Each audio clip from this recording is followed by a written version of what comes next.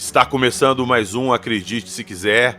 E olha, demoraram quase 70 episódios para esse convidado finalmente vir aqui e contar uma história simplesmente extraordinária de um caso ufológico que para mim está no meu top 5 de casos ufológicos do Brasil. Então, seja bem-vindo e que você não demore para voltar aqui, por favor, de novo.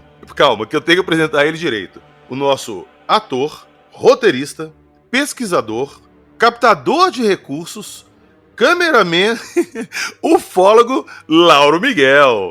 E botequeiro, né? Não vamos esquecer essa profissão aí que é o meu carro-chefe. Já de cara, já vou começar com um jabá então pra galera conhecer meu bar, Taberna, que fica aqui em Cláudio. Jabá feito, vambora. Aí, ó, pra galera que quer ir lá em Cláudio, nós vamos conversar, porque ali é um hotspot, então, pra quem já quiser ir pra Cláudio lá fazer uma vigília, já sabe onde vai passar depois. Mas nós vamos falar desse papo todo aí, desse rolê todo, daqui a pouquinho, logo depois da vinheta.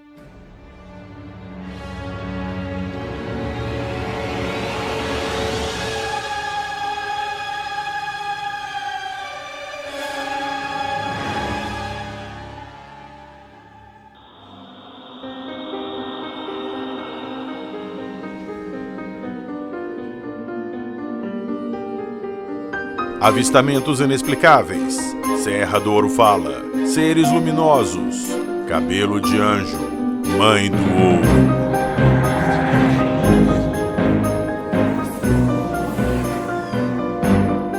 Acredite se quiser.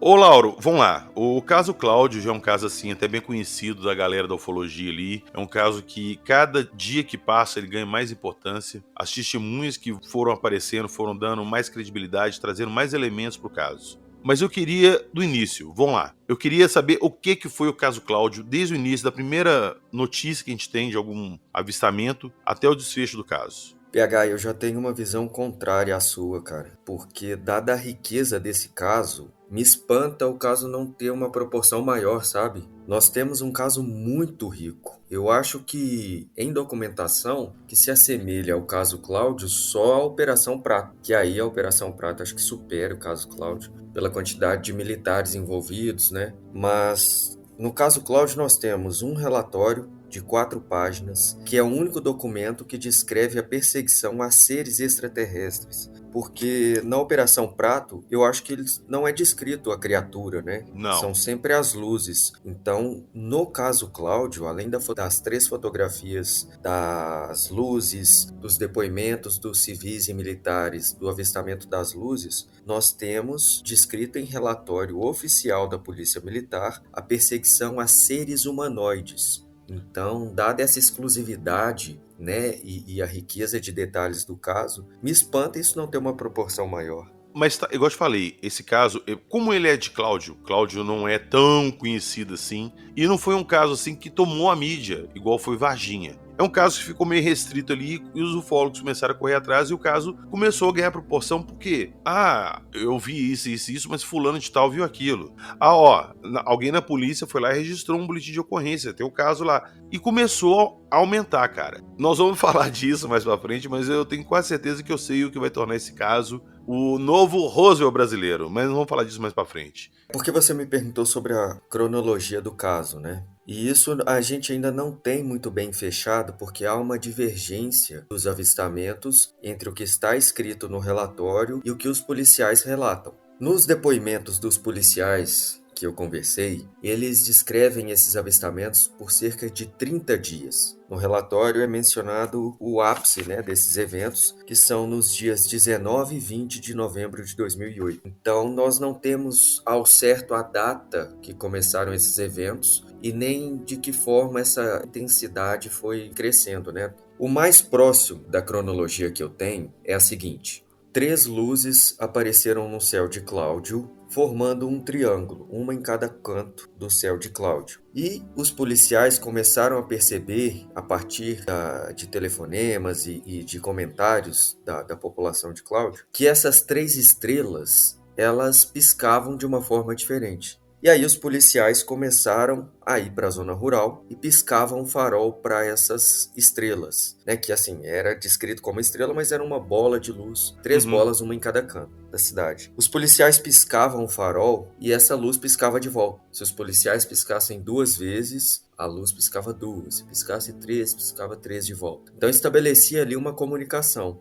E a partir disso, esses eventos começaram a se intensificar. Então, alguns moradores começaram a relatar o avistamento dessas luzes, passando pela zona rural de Cláudio, até que culminou no ápice, né, dos dias 19 e 20, onde essa luz foi avistada pela esposa do, na época, tenente-coronel Eisenhower Guerck austríaco. A esposa dele, por volta de 10 horas da noite, estava na sacada do prédio na rua Itapecerica. É um ponto da cidade com uma altitude um pouco maior se comparada ao ponto onde ela avistou as luzes, onde tinha uma igreja, a igreja Nossa Senhora Aparecida, e essa luz subia e descia na velocidade de um raio. Esse objeto, ele era hexagonal e ele era acompanhado por outros 2 objetos menores e eram esféricos. Um na cor incandescente, de ferro incandescente, e o outro prateado. Esses objetos ficavam ao redor desse outro objeto maior. Nesse momento, o tenente-coronel Eisenhower Guerck austríaco acionou a viatura onde estavam Cabo Rabelo, Soldado Francisco e Soldado Balbino, e eles se deslocaram até esse primeiro local. Em conversa com o Cabo Francisco, ele me disse que essas 3 luzes ficavam indo em direções contrárias. A maior delas ficava subindo e descendo, ela subia em velocidade incrível e descia e freava bem em cima da igreja Nossa Senhora Aparecida. Ô, Lauro, mas vamos lá então, só para situar o pessoal, a gente tá falando de 2008, né, novembro de 2008, é isso? Sim, isso em novembro de 2008. Não eram 3 luzes próximas formando um triângulo visível assim,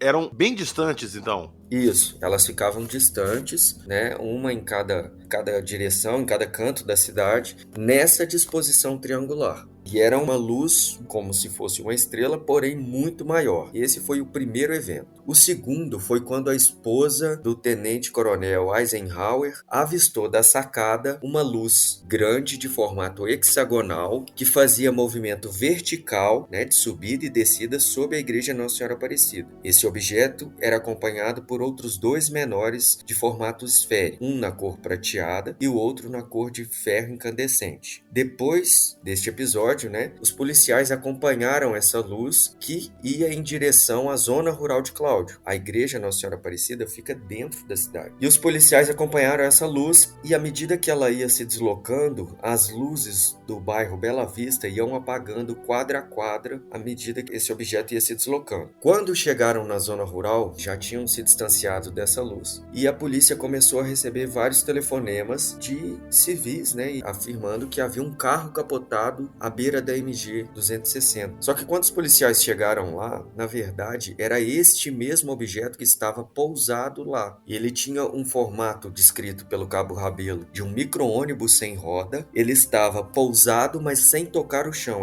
Ele ficava flutuando bem baixinho. Os policiais ficaram a uma distância de 8 metros desse objeto. Dali, esse objeto se deslocou em direção à destilaria e os policiais foram acompanhando pela rodovia. Lá, esse objeto fez algumas manobras, né? Fez um 360, subiu, desceu e sumiu na velocidade da luz, como diz o Cabo Rabelo.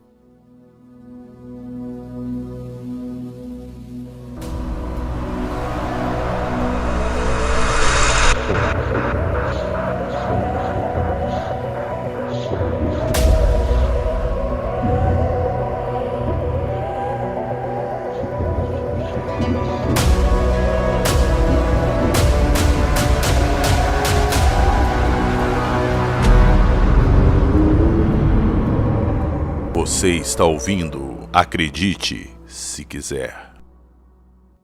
Depois desse episódio, no dia 20, os outros policiais tiveram outras experiências em outros lugares da cidade. Sempre ali em torno da região do Ouro Fala, ou alguns dentro da cidade, mas um evento de impacto menor. Eram sempre bolas de luz que ficavam se movimentando no céu da cidade. Um outro episódio acontece com o Sargento William e o Tenente Coronel Eisenhower. O tenente fez o convite para o Sargento William para que o acompanhasse até numa ronda rural. Em determinado momento, o coronel encostou a viatura, pediu para que o Sargento William descesse e olhasse na direção norte. Ele avistou lá 3 luzes que, segundo ele, se comportavam como átomos. Elas ficavam se embaralhando ali, girando em torno de si, e ele não sabe como essas luzes não colidiam ou se elas se atravessavam, mas ele falou que aquele jogo de luzes ficou no céu durante um bom tempo e elas ficavam trocando de cor entre si, e depois disso elas voaram em direção contrária até desaparecerem, velocidade, né, sempre aquela velocidade da luz. Mas um outro episódio também aconteceu com o Sargento Valdir, aliás, o outro episódio também aconteceu com o Sargento William e o Coronel Eisenhower, também em zona rural, mas desta vez à noite. Esse outro episódio que aconteceu à noite com o Sargento Valdir e o Tenente Coronel Eisenhower, as luzes se comportavam da mesma maneira, como se fossem átomos que ficavam se embaralhando ali. E a luz desceu até a altura do chão, quase tocando o chão, e ali ficou parado por um tempo. Os policiais tentaram contato com essa luz e não tiveram sucesso. Ô, Lauro, então a gente meio que pode presumir ali que foi uma onda ufológica ali no final de novembro, que tiveram vários dias com vários avistamentos, vários relatos, mas a gente não tem as datas certas, né?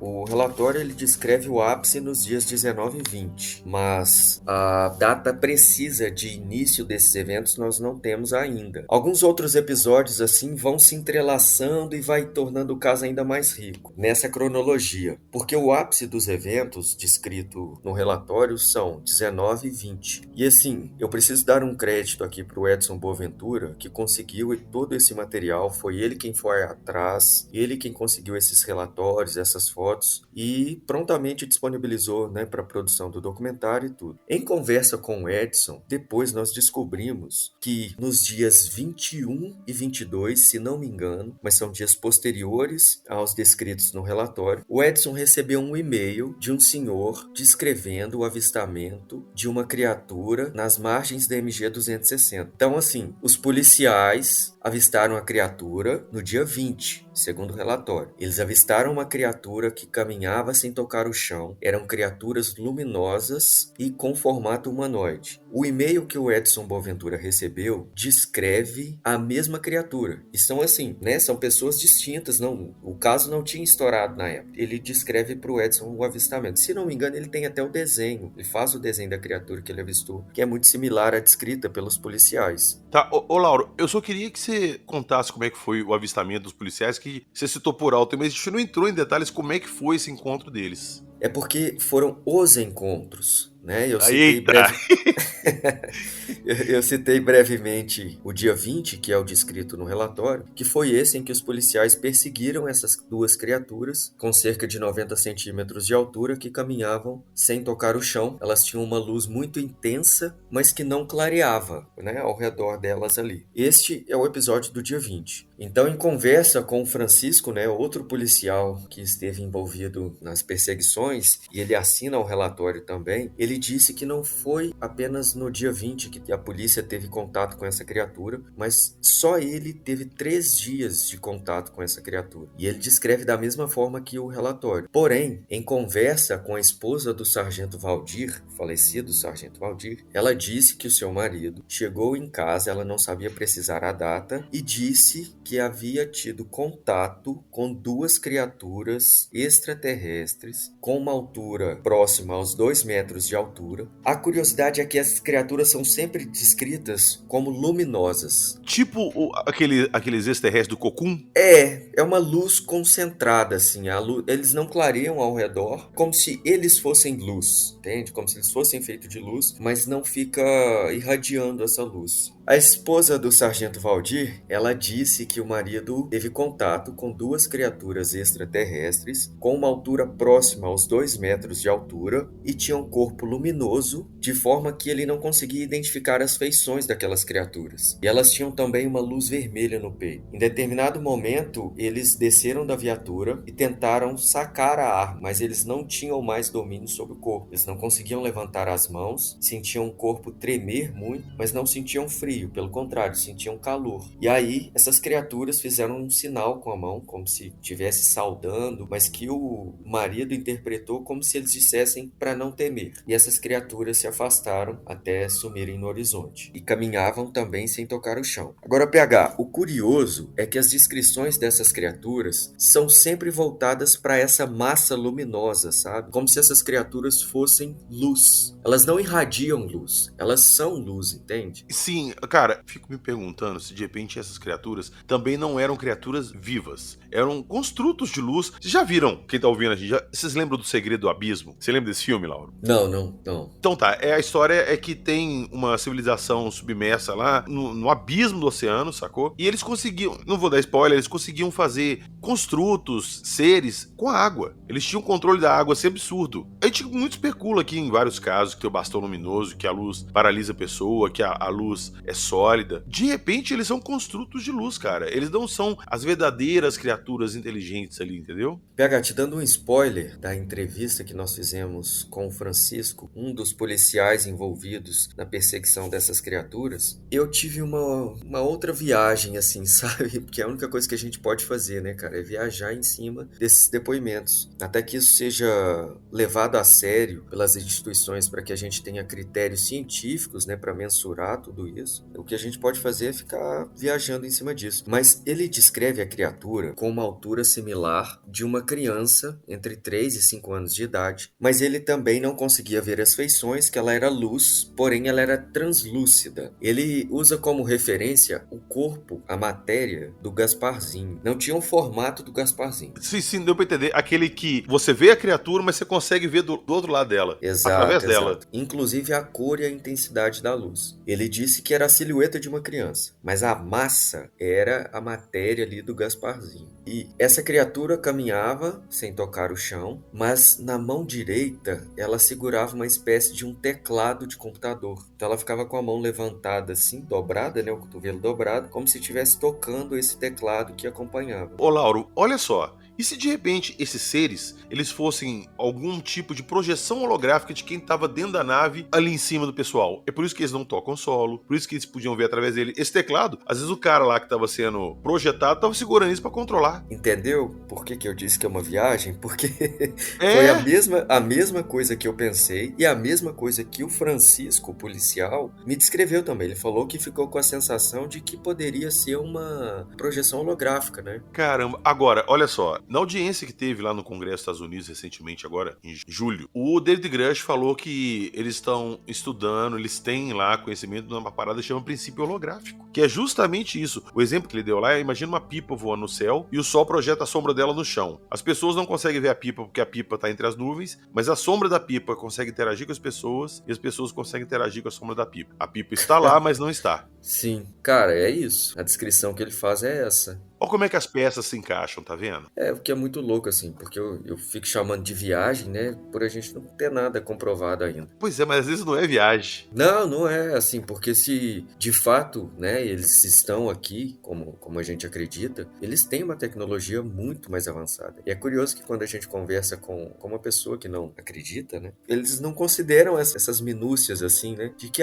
pô, tal, se eles têm essa tecnologia avançada, isso sim é possível. E agora você dando esse exemplo de que sim, isso é possível. Caramba, velho. É porque geralmente eles têm um controle assim, absurdo da luz, sacou? Eu vou falar da luz assim porque eu não tenho tanto informação assim sobre OVNIs na água. Que eles devem ter um controle absurdo da água também. Mas nos casos que te viu da luz, cara, é uma coisa assim espantosa. Luz sólida, velho. Outro avistamento descrito no relatório, PH, é de uma senhora do povoado de Formiguinha, que disse que ao abrir a porta de sua casa teria visto pequenos seres em seu quintal e viu também um objeto na cor de ferro incandescente parado atrás dos eucaliptos, a cerca de 800 metros. E ela descreve o formato desse objeto comparando a boina do policial que estava a colher o depoimento dela. Essas criaturinhas no relatório não têm uma descrição, mas parece ser diferente dos avistados pelos policiais. Então este parece que não era de luz, sabe? Mas nós ainda não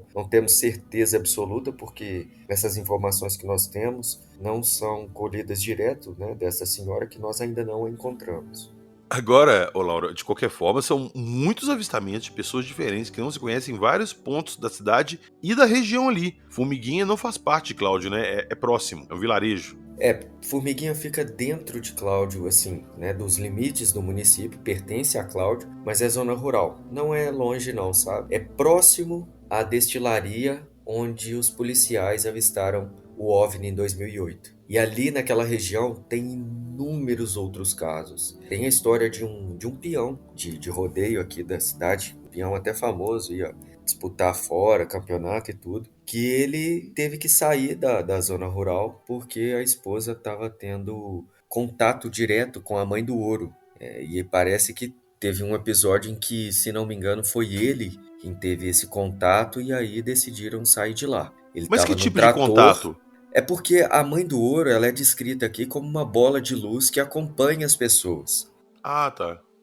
Tem muita gente que descreve a mãe do ouro como fogo fatos, né? E que a pessoa corre quando vê aquele fogo e aí gera o vácuo e puxa, né, brevemente ali, mas não faz sentido nenhum. O mais próximo agora que a gente tem escutado bastante é o raio globular. Não, mas isso aí eu nem discuto. Ah, não. Eu acho que em alguns casos pode ser. Ô, Lauro, para acontecer o raio globular, é um fenômeno tão mais raro que o evento ufológico. Pois é, mas assim, é possível, né? A gente não pode descartar isso. Então eu acho que em alguns episódios, de fato, o raio globular pode ser a explicação para isso. Mas ouvindo o que essas pessoas falam, o intervalo de evento não permitiria que fosse um raio globular. Caminhadas assim de 2, 3 quilômetros que as pessoas faziam a pé de um ponto a outro na zona rural à noite, acompanhados por essa mãe do ouro. Esse tratorista que a mãe do ouro acompanhou bem próximo ali ao lado do trator, que ali para ele foi a gota d'água e decidiu vir para a cidade. É isso que eu ia te perguntar, desculpa, eu te interrompi, que eu estava indo contar a história dele, como é que foi? Foi isso, assim, parece que a esposa teve vários contatos, né, assim, avistamentos da mãe do ouro e queria sair da zona rural, mas ele foi relutante, né, até que ele teve esse contato enquanto ele pilotava o trator. E aí ele viu com os próprios olhos e decidiu sair de lá. A gente também está tentando contato com ele, essa história eu já ouvi de outras pessoas que são próximas a eles, mas nós ainda não os encontramos. Então, não tem uma confirmação direto da fonte, né? Mas a história que é contada aqui na cidade é essa.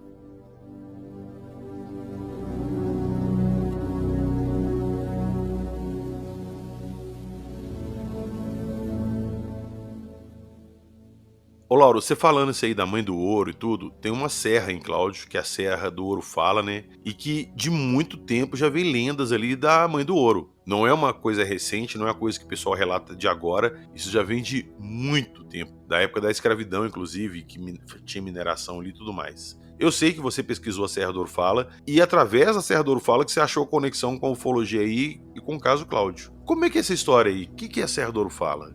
E quem fez essa ponte aí foi a mãe do ouro.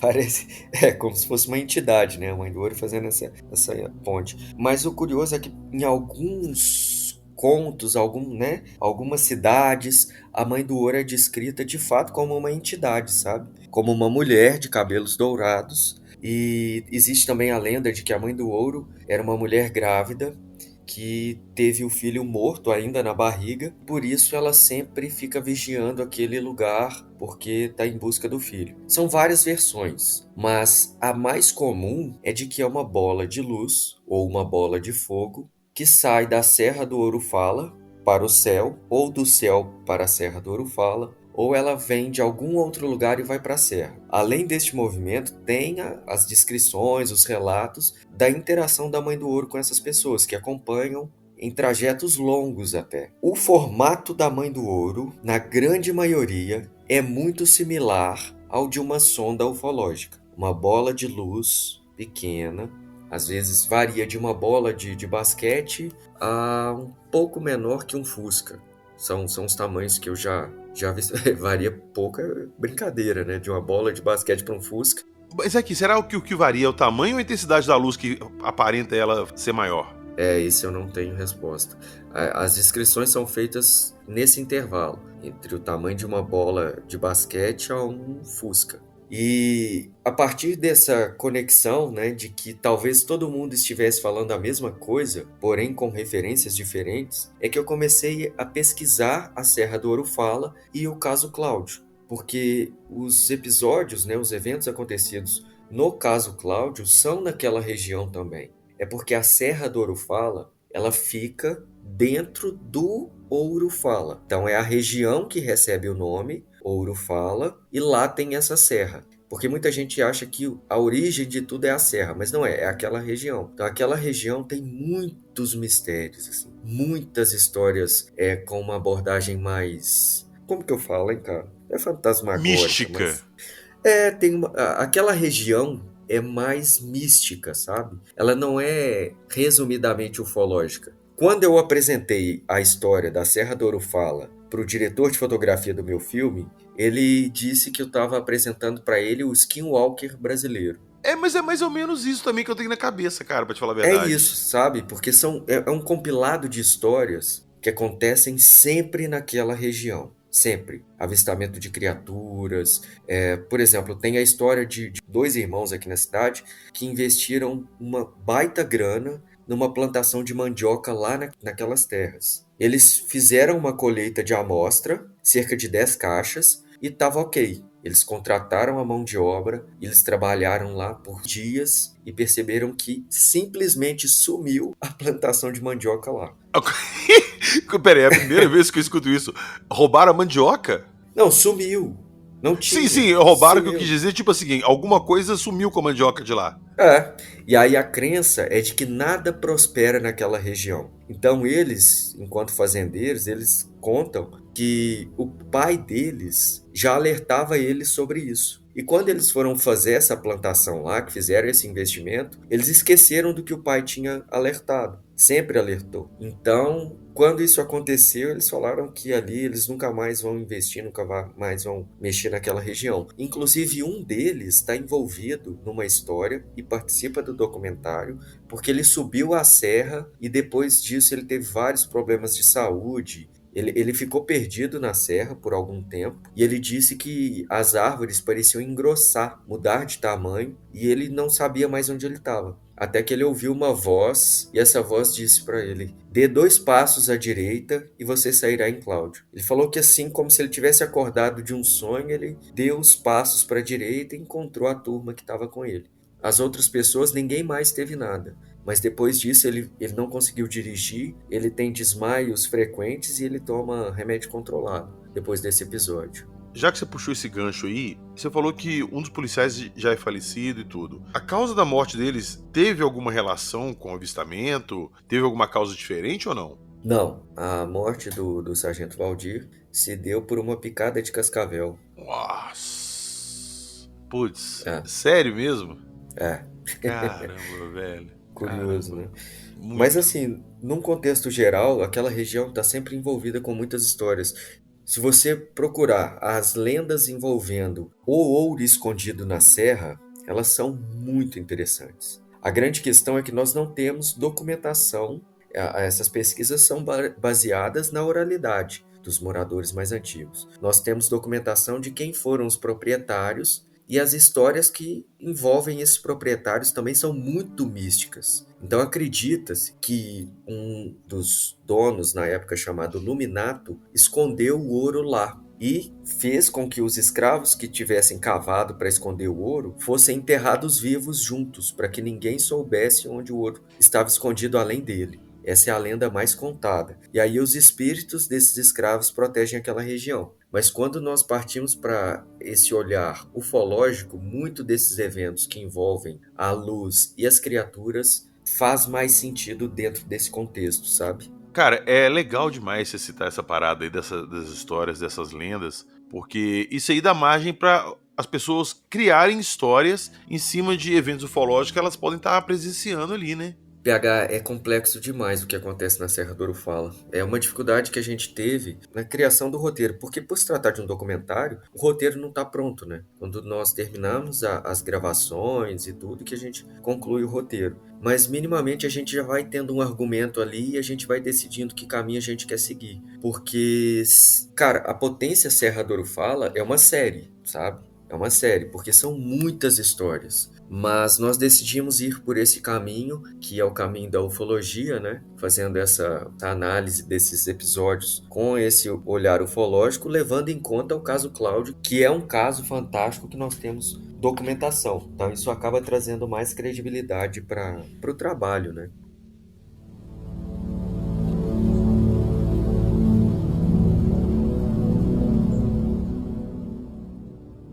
Bom, você já começou a falar do documentário, então vamos lá. Quando eu falei que esse caso ele precisava de alguma coisa para ele virar tipo o novo Roswell do Brasil, eu tava falando exatamente do seu documentário, cara. Então, como é que foi isso aí? De onde que veio a ideia? Como que você começou? Me conta aí que eu sei que você passou muito perrengue durante a gravação. Vamos lá, começa aí.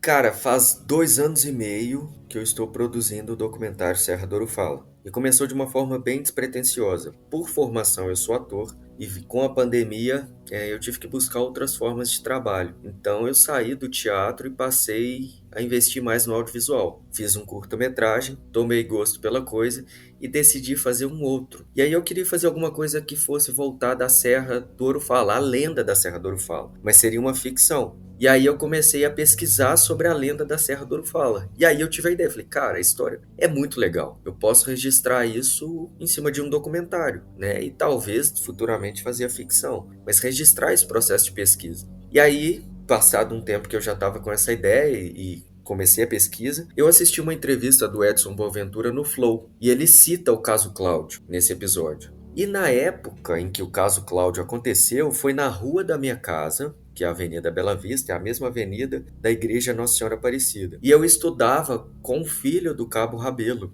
Então foi uma coisa que na época me marcou muito, mas não sei por que isso passou e ficou, sabe? Acabei esquecendo com o passar do tempo. E aí depois de assistir essa entrevista do Edson, eu fiquei pensando muito sobre o caso Cláudio. E aí um dia tomando banho, da janela do meu banheiro eu consigo avistar a Serra do Urufala. E aí fiquei viajando nessa coisa da lenda e tudo mais, até que eu lembrei da história que a minha avó me contava, da Mãe do Ouro, que era avistado naquela região, em outras partes de Cláudio, e lembrei da descrição que a minha avó fazia. E essa descrição é muito próxima à descrição que os policiais fazem do objeto. E aí, né, fiz o link ali e comecei a pesquisar. Só que quando eu comecei a tentar registrar esse episódio em câmera, eu comecei a ter problema. A primeira entrevista que eu tentei registrar com o Cabo Rabelo, a câmera não gravava. A câmera registrava cartão de memória cheio, mas não tinha nada. E aí eu decidi fazer um investimento maior, busquei apoio, né? Tentei apoio com a prefeitura, com as grandes instituições aqui da cidade, mas não consegui. Então eu decidi fazer um investimento próprio, contratei, fiz uma parceria com uma produtora de cinema e nós começamos a fazer um registro profissional.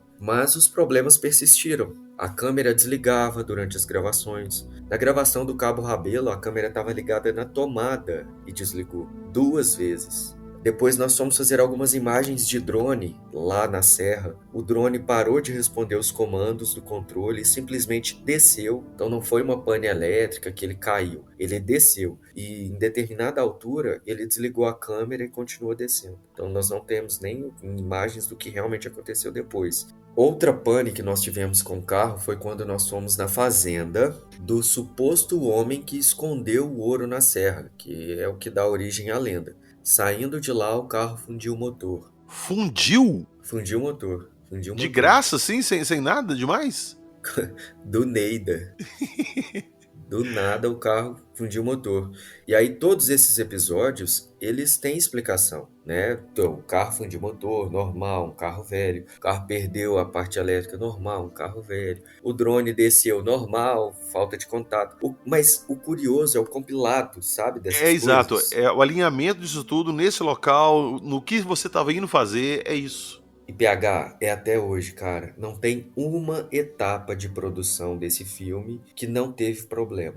Tudo, tudo, tudo, tudo, tudo. Por favor, a gente já conversou, a gente já teve essa conversa antes, mas eu queria que você contasse pro pessoal aqui a história dos backup, que eu achei, cara, inacreditável. Aí, depois de. Acho que nós já tínhamos 10 diárias de gravação, né? Dessas imagens exploratórias, essas primeiras imagens. Quando eu fui pegar o material, porque tive uma certa divergência lá com o pessoal da produtora, o material sumiu, tanto de backup em nuvem, quanto do HD físico. Não tinham as imagens completas. Eu tinha trechos das entrevistas. E, por exemplo, a entrevista do Edson Boaventura tinha 4 segundos. Então eu perdi todo esse material. Então, nessa segunda tentativa de gravar o filme, eu perdi todo o material, todo o dinheiro investido. O material perdeu, assim, eu fiquei com recortes do material, de forma que eu não conseguia utilizar para a produção de um filme, sabe? E aí essa é a terceira vez que eu tento contar essa história. E mesmo agora, a gente ainda enfrenta alguns problemas técnicos. Áudio, vídeo, tudo. Sempre tem alguma interferência que corta, que interrompe, grava e o áudio não registra, sabe? Tem vários problemas. Caramba, agora, vamos lá. Durante a produção desse documentário, você entrevistou várias pessoas. Você descobriu testemunhas novas? Você descobriu fatos novos que vão estar exclusivamente no documentário? Sim, nós temos a esposa do Sargento Valdir, né, que fez essas declarações bem fortes assim sobre a descrição dessas criaturas com 2 metros de altura. O depoimento do Francisco, eu não me lembro a patente do Francisco, me desculpem, mas ele também fez essas revelações de que foram 3 dias de avistamentos, né? Nós temos alguns moradores também que participaram, que fizeram, né, gravaram as entrevistas descrevendo esses avistamentos. E no processo de pesquisa eu encontrei muita história, mas que as pessoas, por motivos pessoais, não querem se envolver ou se sentem constrangidas em registrar isso em vídeo. Inclusive, o episódio mais recente que eu tenho foi em 2018, avistado aqui no centro da cidade de Cláudio. Quem teve o avistamento foi uma dentista e ela estava a cerca de 12 metros de distância do OVNI, que ela descreve como uma bola de luz, mais uma vez uma bola de luz, porém dessa vez com a cor verde. Ela falou que quando ela olhou a primeira vez, ela não sabia se era uma festa ou alguma coisa, porque era um verde neon. Ela ainda usa como exemplo aquela pulseirinha de festa mesmo, que era uma luz contida, mas embaixo dessa luz saía outro feixe de luz verde, aquele feixe de luz clássico de abdução, sabe? Que começa estreito e vai abrindo. Essa bola de luz estava em cima de um predinho, ao lado do prédio dela. Ela falou que naqueles poucos segundos que ela ficou olhando, tentando entender, quando ela chegou na ideia de um OVNI, aquele filme que passa em poucos segundos na nossa cabeça. Quando você tenta entender o que você está vendo. E aí ela falou que quando esse objeto, é como se ele tivesse recolhido essa luz e, sabe, foi para cima. E só ficou uma espécie de fumaça de gelo seco em cima do prédio. E aí ela gritou à mãe, a mãe chegou e viu só, conseguiu ver só essa fumacinha em cima do prédio. Então, relatos como este, nós temos, assim, muitos em Cláudio. Mas, na grande maioria, as pessoas se sentem constrangidas em registrar. Será que essa fumacinha que esse OVNI deixou ali em cima do prédio não seria cabelo de anjo, não? Não sei. Aí ela faz essa comparação com a fumaça de gelo seco. Pois é, por isso mesmo que eu falei, porque ela é bem densa pra ela estar vendo ali, sacou? E a gente tem muito relato de avistamento de OVNIs assim, que eles deixam esse rastro pra trás. Pra quem tá escutando, o que é o cabelo de anjo? Quando um OVNI, ele pousa num lugar, ou ele passa por um lugar, ele vai embora, ele deixa pra trás um rastro, que parece um algodão. Os ufólogos chamam de cabelo de anjo. Mas quando você vai coletar, ou simplesmente encosta, ele simplesmente desaparece. E não deixa rastro nenhum, de nada, zero. Então a gente não sabe o que é. Assim, essa história dessa dentista quase entrou pro documentário. A gente chegou a gravar, fazer algumas imagens com ela, mas depois ela pediu para não publicar, então não vou conseguir. Mas a grande questão de produzir esse conteúdo ufológico é porque a gente lida com esse fator, né, de que o relato ele é considerado muito vago, né? Porque você não tem um embasamento ali. Até vi uma entrevista recente do nosso querido Sérgio Sacani, e ele falando sobre isso, que para ele a ufologia é baseada em relatos, que os relatos não podem ser considerados, né, documentos e tudo mais. Mas há relatos e há relatos, né? Eu acho que a gente não pode colocar tudo no mesmo balaio, né? E aqui, considerando as pessoas que fazem esse relato, o histórico dessas pessoas, a gente precisa fazer uma investigação um pouco mais funda. É claro que a gente está suscetível a enganações, a erros, a fraudes o tempo todo. A gente sabe que existem pessoas de má fé e que tem pessoas que têm interesse midiático em cima disso. Mas há outras que, se você investigar, se você analisar o contexto em que estão inseridas, né, as suas vivências e tudo mais, você sabe que aquela pessoa não está mentindo. Exatamente, Lauro. Porque, olha só, às vezes a pessoa é uma pessoa humilde da roça, assim, dá um relato, aí só tem um relato dela e a gente não acredita muito. Mas eu volto a falar, igual é o caso Cláudio. O caso Cláudio não é só uma pessoa, não é só um policial dando relato. São várias pessoas na cidade falando a mesma coisa, contando histórias parecidas. Então, você já começa a pensar assim, pô, será que todo mundo tá inventando a mesma história? Verdade. E por mais que existam divergências, o que é natural que isso aconteça, né? Afinal de contas, em novembro agora o caso completa 15 anos. E é natural do ser humano que essas memórias vão sendo distorcidas com o passar do tempo. Uhum, contaminadas. Sim, a ciência explica isso e há de se considerar isso. E é justamente aí que eu acho que o caso Cláudio se difere tanto dos outros, porque nós temos isso registrado em documentos que foram produzidos naquela época. Sim, com o relato do momento ali, com os detalhes do momento, e estão ali e não Exato, tem como ser adulterados, né? exatamente. Então, é aqui que é o grande tesouro, sabe? Tá no papel e foi feito naquela época. O papel não muda. E aí a riqueza de detalhes que esse relatório tem é impressionante. É impressionante. Ó, eu não vou pedir pro Lauro ler o relatório inteiro aqui, que são 4 páginas, né, Lauro? Ele é extremamente bem detalhado, mas eu vou pegar esse documento com o Lauro, eu vou deixar lá no Drive dos nossos apoiadores para eles poderem conferir lá. Essa história toda lá, com uma riqueza de detalhes absurda. São 4 páginas. Deixa eu só ler um pequeno trecho aqui. Fique à vontade. Olha só o que está escrito aqui no relatório. Os objetos voavam a uma velocidade incalculável e paravam como se não existissem os limites da física. Simplesmente paravam de repente. Os objetos faziam curvas em ângulos de 90 graus ou menos, deslocavam para frente e voltavam para trás. Você acha mesmo que isso aqui é um raio globular? É. Eu já te falei o que eu acho raio globular, né? Você acha mesmo, sabe? Além da descrição aqui das criaturas, né, que eles perseguiram e tudo mais. Então, entende como é que um documento desse não está estourado no mundo todo? É porque é Brasil, é Minas Gerais, é interior de Minas Gerais, né? É exatamente isso. E se não fosse os ufólogos, principalmente o Edson, você citou o Edson aqui várias vezes, eu acho que o mérito grande desse caso tá vindo a público agora é dele, que ele que desenterrou os documentos. É isso, ele foi lá e conseguiu pegar isso e trazer a público uma coisa que provavelmente ficaria esquecida e daqui a um tempo, de repente, seria até descartada. Exatamente. E aí eu costumo dizer que o grande tesouro escondido lá na Serra do Ouro Fala são essas histórias. Porque quem em sã consciência escreveria um relatório desse, tornaria um documento público, sabe, descrevendo a perseguição a seres extraterrestres? E detalhe, né, porque se fosse de autoria de um único militar, mas são 6 policiais, Pois além do é. tenente-coronel. E a cidade, as testemunhas da cidade, tudo mais também. Exato, exatamente. Então, assim, o caso Cláudio, pra mim, tá no meu, você disse o seu top 5, né? Pra mim é o top 3, eu acho. É, ele não tá longe disso não, cara. Ele não tá longe disso não. O caso em si e o que a gente tem de documentação sobre o caso, ó, é top. Exato. As fotografias com a qualidade da época, né? Uma Cybershot 14 megapixels, fotografando uma luz no céu, não se pode esperar muito, né? Da resolução É, disso. infelizmente. Mas de qualquer maneira, se fosse uma câmera de alta resolução, também não teria uma captura muito detalhada, porque a descrição é de uma luz concentrada, né?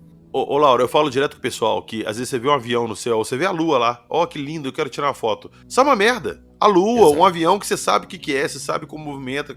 Você não consegue. Imagina um objeto voando, sei lá que velocidade, com uma luz bizarra que a gente não sabe como é que ela se porta, se é igual às que a gente conhece. Não vai sair legal, cara. Não, sem chance. Imagine em 2008.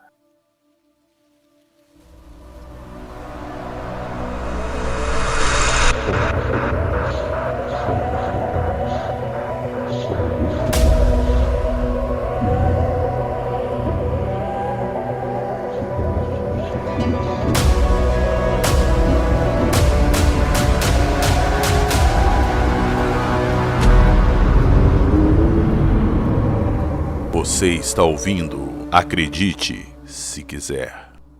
Ô Lauro, eu quero saber do documentário. Já tem data, tá pronto? Quando é que sai? Quando é que a gente vai ficar sabendo essa história toda? Isso aí eu dependo muito dos seus ouvintes, PH. Eu estou à procura de apoiadores, porque o projeto foi aprovado na Lei de Incentivo à Cultura, né? Então, as empresas que são contribuintes de ICMS no estado de Minas Gerais, elas podem apoiar o projeto via dedução de ICMS. Então, você vai patrocinar, você vai fomentar a cultura, você vai ajudar a ufologia a estar numa vitrine, né, a mais, trazer esse caso para discussão sem tirar o dinheiro diretamente do caixa, né? Porque é uma dedução fiscal. Então, depois de investir, né, de ter o meu investimento próprio nesse filme há 2 anos e meio, agora com a aprovação nesse edital, depois de captado os recursos, dentro de 6 meses nós temos o projeto finalizado. O valor da produção é investido também em pesquisa. Então não é só nas gravações, né? Nós temos a contratação de um ufólogo, de historiador, para que a gente possa trazer ainda mais detalhes para todo mundo. É todo um esquema de produção, né, cara? Não é só filmar e precisa de dinheiro pra editar e lançar. Tem toda uma produção, gente pesquisando, deslocamento, locação. Então, é um gasto sem fim. E é um produto cultural de altíssima qualidade. Eu tenho que ressaltar a parceria que eu tenho nesse filme com o Marcelo Borja, que é o diretor de fotografia, que é um cara fantástico, assim. O Marcelo tem um currículo muito bacana. O cara estudou em Nova York, deu aula em Nova York, fez documentário do Cruzeiro, né? Então, assim, um cara que tem uma experiência muito bacana. E o roteirista que tá com a gente também, que é o Lucas Lanza. Também um cara com um currículo incrível, né? Tem mestrado em roteiro em Londres. Então a equipe, não só a história, mas o produto Serra do Ouro Fala em si é um produto de altíssima qualidade, sabe? Nós estamos fazendo uma coisa muito legal e eu estou muito orgulhoso disso. Então, ó, que para quem tá escutando a gente, de repente tem uma empresa ou conhece alguém que possa indicar pra tá fazendo isso aí acontecer e gosta da ufologia, pô, vão lá, vão ajudar. Vocês viram o documentário do James Fox aí, o Moment of Contact? Ele foi viabilizado, mas com grana gringa, né? De uma produtora grande e tal. Aqui não tem. Tem que pôr a mão na massa, né, Laura? É, Correr exatamente. atrás. Aqui é correria, né? Pois é, então quem estiver escutando aí e puder ajudar de alguma forma, eu vou deixar o contato do Lauro na descrição do episódio, ou então entre em contato comigo mesmo que a gente faz esse meio de campo e põe em contato com o Lauro. E claro, quem ajudar vai ter o crédito citado no documentário, né, Lauro?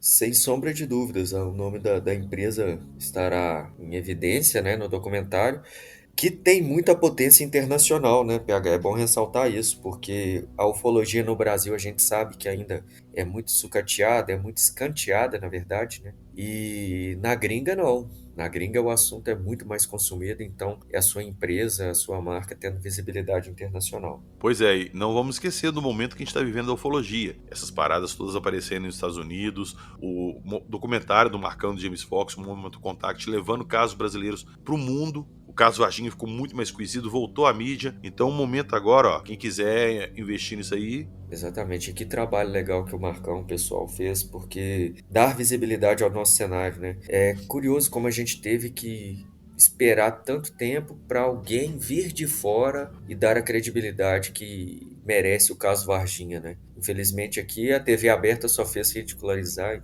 Pois é, e isso aí que sirva de exemplo para a gente não deixar acontecer isso também agora com o caso Cláudio. Vamos fazer o documentário do caso Cláudio acontecer e que ele seja feito com recursos brazucas. Beleza? Pra cima!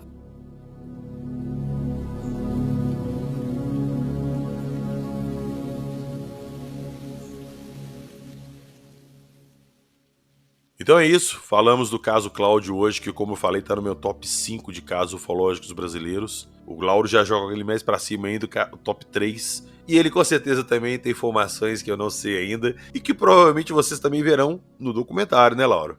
Com certeza. Aguardem, porque este é um filme que vai mudar o cenário nacional da ufologia, ousem dizer que internacional. Tomara. Mas então vamos lá. Para quem quiser entrar em contato com você, para ajudar no documentário, ou para trocar uma ideia, trazer algum relato de repente lá de Cláudio também, como é que o pessoal te acha? A minha rede social mais ativa é o Instagram, @lauromiguellm, mas eu criei um canal também há um tempinho atrás, no YouTube, Lauro Miguel, mas eu parei lá no YouTube porque estava me tirando muita atenção do documentário, porque dá um trabalho danado produzir conteúdo, então tem que valorizar demais essa galera. Vamos Sim, valorizar o sim. PH e todo mundo, porque todo mundo, o cara foi lá, gravou o podcast dele, tá tranquilo. Não, galera, dá trabalho antes, durante e depois. Então valorizem o trabalho do nosso amigo aqui. E quem quiser trocar essa ideia comigo é só me procurar lá no Instagram, mas passa lá no YouTube, dá uma olhadinha nos vídeos que tem lá também. São alguns casos, tem um caso lá bem legal de uma pessoa que me seguia e me enviou esse caso, que inclusive tem a parceria do nosso amigo Fernando Ribas, né, que analisou o caso.